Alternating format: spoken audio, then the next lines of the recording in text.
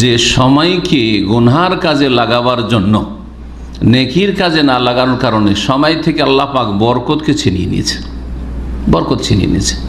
এই যে ফ্রি সময়টা, এটাকে বরকতপূর্ণ কাজে লাগালে আপনার জীবনে বরকত হবে।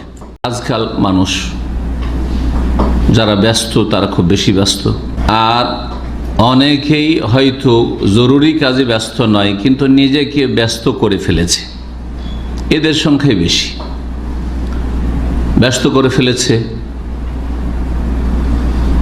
মোবাইলে, নিজেকে দিনে কয়েক ঘন্টা মোবাইলের সাথে সম্পর্কিত রাখে, যার ফলে এতে একটা বড় সময় আপনার নিচ্ছে। এটা কি আপনি নিজের ব্যস্ততা মনে করছে যে আমি খুব ব্যস্ত, অথচ ডিউটি হয়তো আপনার 3 ঘন্টা। যেমন একটু আগে এক ভাই বলে যে আমার টোটাল সারাদিন ডিউটি, হ্যাঁ স্কুল মাদ্রাসার ডিউটি, সকালবেলা 1-1.5 ঘন্টা পৌঁছে দেওয়া, দুপুরবেলা 1-1.5 ঘন্টা নেওয়া, তার টোটাল 3 ঘন্টা ডিউটি, ঠিক না? 24 ঘন্টার মধ্যে 3 ঘন্টা ডিউটি, বাকি আর বাঁচে কত ঘন্টা? 21 ঘন্টা বাঁচে। এই সময়গুলো কিসে নিচ্ছে এটা দেখার বিষয়। মনে রাখবেন যে এই হাদিসগুলি আপনাদেরকে বারবার শোনানো হয়েছে যে প্রত্যেকটি মুহূর্তের আল্লাহ পাককে হিসাব দিতে হবে। আপনার যে আয়ু, যার একটা হচ্ছে যৌবন কাল, একটা হচ্ছে আপনার গোটা বয়সটা, আন ওমরিহি ফিমা আফনা, পুরো আয়ু, সময়, এই সমস্ত কিছুর হিসাব আল্লাহ পাকের কাছে দিতে হবে। সুতরাং প্রত্যেকে যাতে করে আমরা চিন্তাশীল হয় এই হিসাবের দিনের জন্য, যে দিন আল্লাহর সামনে সবাইকে দাঁড়াইতে হবে। আজকাল পুরুষদের চাইতে মহিলারা অনেক বেশি অবসর।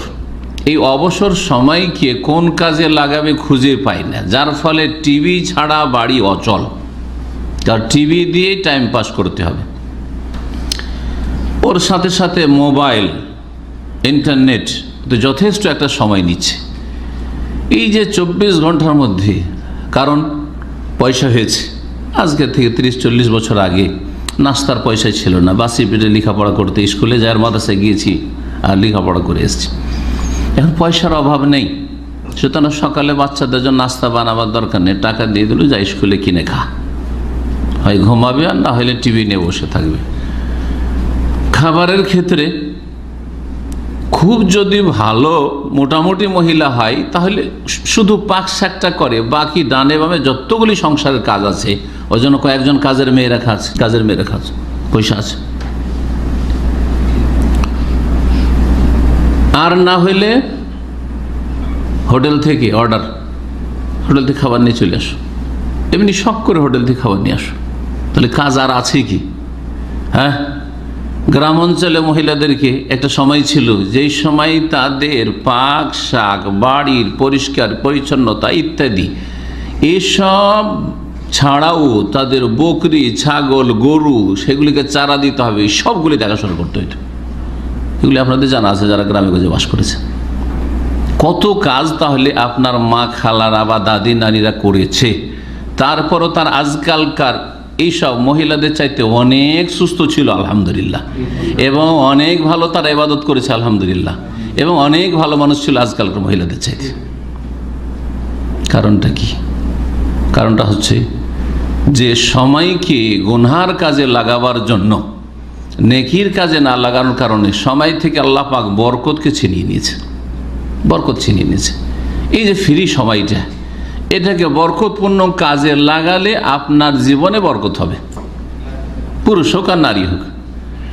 আর যদি এই সময়টাকে হারাম, নাজায়েজ, গুনহার কাজে, গুনহা দেখছেন, গুনহা শুনছেন, গান বাজনা শোনা, মিউজিক শোনা, আর না হইলে মহিলাদের ছবি দেখা, পুরুষরা মহিলাদের ছবি দেখছেন ফেসবুকে, ইন্টারনেটে, ইউটিউবে, আর মহিলারা বিভিন্ন বেগানা পুরুষদের ছবি দেখছেন বিনা কাজে, বিভিন্ন কিছু দেখছেন, সিরিয়াল দেখছেন, এই দেখছেন, সেই দেখছেন, ফিল্ম দেখছেন, অপর পুরুষের নজর এইরকম দেওয়া জায়েজ নাই।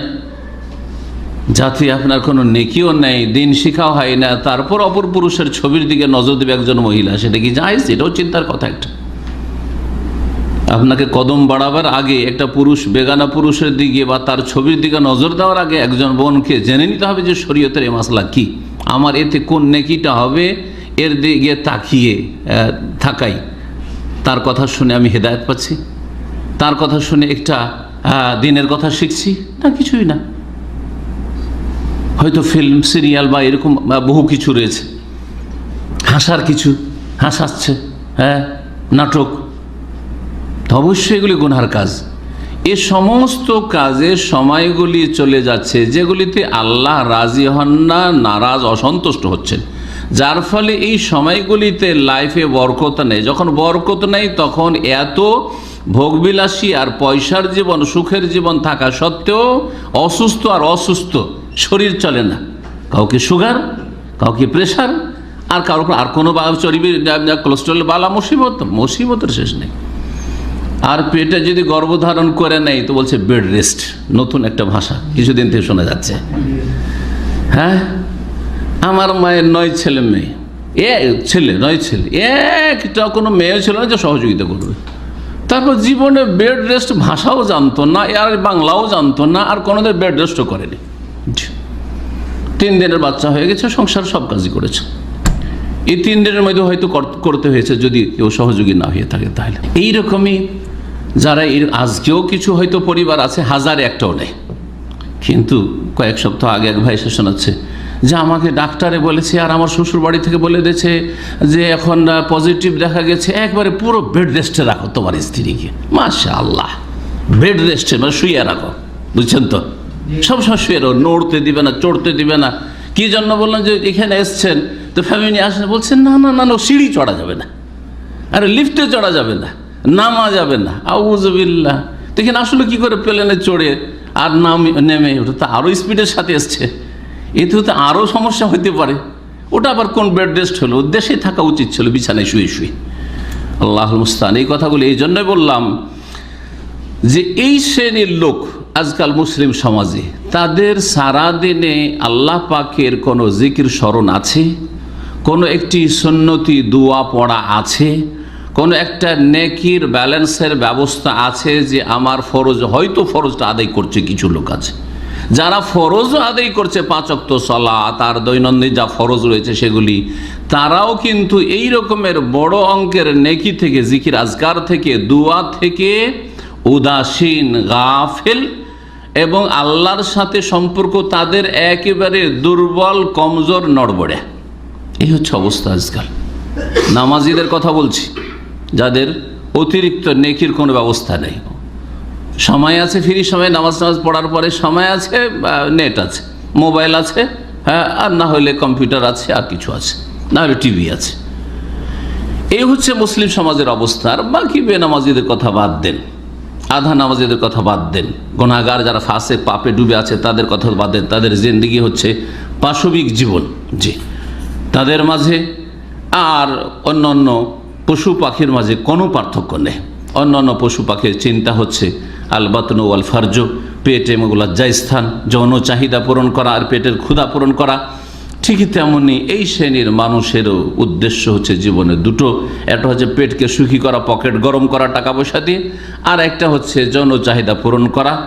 জি হ্যাঁ, আল্লাহ পাক রব্বুল আলামিন আমাদেরকে মানুষের মতো মানুষ হওয়ার তৌফিক দান করেন, সত্যিকার মুসলিম হওয়ার তৌফিক দান করেন। আল্লাহ পাক রব্বুল আলামিনের সাথে যে সাক্ষাৎ করতে হবে সেই দিনে আল্লাহ পাক লাঞ্ছিত, অপদস্থ হওয়া থেকে আমাদের রক্ষা করেন, এবং তার জন্য এই দুনিয়ার সময়কে মূল্যবান মনে করে ভালো কাজে, সৎ কাজে, নেকির ব্যালেন্স বাড়াবার কাজে লাগাবার তৌফিক দান করেন। জিকির, আজকার এবং দোয়া সম্পর্কে আলোচনা করতে গিয়ে একটি আয়াত তেলাওয়াত করেছি, সূরা আরাফের আয়াত নম্বর 205, 206টি।